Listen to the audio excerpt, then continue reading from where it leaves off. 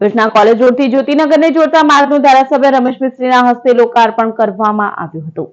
ભરૂચ શહેરમાં વિકાસ કાર્યોને વધુ વેગ મળ્યો છે। કોલેજ રોડથી જ્યોતિનગરને જોડતા માર્ગના નવનિર્માણનું કાર્ય પૂર્ણ થતાં તેનું લોકાર્પણ વિધિવત રીતે કરવામાં આવ્યું હતું। આ માર્ગનું લોકાર્પણ રમેશ મિસ્ત્રીના હસ્તે કરવામાં આવ્યું।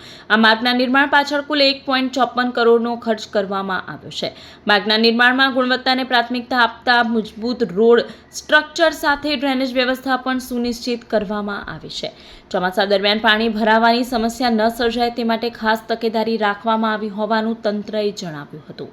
હોળી ધૂળેટીના પર્વ બાદ રોડ ઉપર ડિવાઈડર અને ડેકોરેશન સહિતના બાકી રહેલા કામો પૂર્ણ કરવામાં આવશે।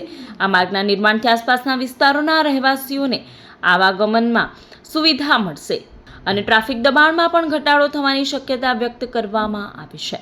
લોકાર્પણ કાર્યક્રમમાં નગરપાલિકા પ્રમુખ વિભૂતિ યાદવ, જિલ્લા પંચાયત કારોબારી સમિતિના ચેરમેન ધર્મેશ મિસ્ત્રી, જિલ્લા ભાજપ મહામંત્રી નીરલ પટેલ સહિતના આગેવાનો અને કાર્યકરો ઉપસ્થિત રહ્યા હતા। આજે ભરૂચના કોલેજ રોડ પર હયાત હોટલની સામેનો નર્મદા નિગમથી પસાર થઈને જ્યોતિનગર સુધી ચાલનારા રોડનું લોકાર્પણ કરવામાં આવ્યું છે। હોળી ધૂળેટીના તહેવારો હોવાના કારણે નાગરિકોને તકલીફ ન પડે એટલા માટે આ લોકાર્પણ વહેલું કરવામાં આવ્યું છે। હજી આ રોડની સાથે જોડાયેલા અનેક પ્રકારના કામો બાકી છે। કુલ 1 કરોડ અને 54 લાખ રૂપિયાના ખર્ચે આખો માર્ગ તૈયાર થશે।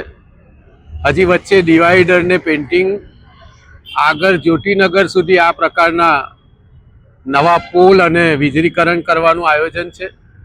સાથે સાથે રોડની એક બાજુ કૃષિ યુનિવર્સિટીના પ્રીમાઇસીસની પાસે પીસીસી કરીને ફૂટપાથ બનાવવાનું પણ આયોજન છે।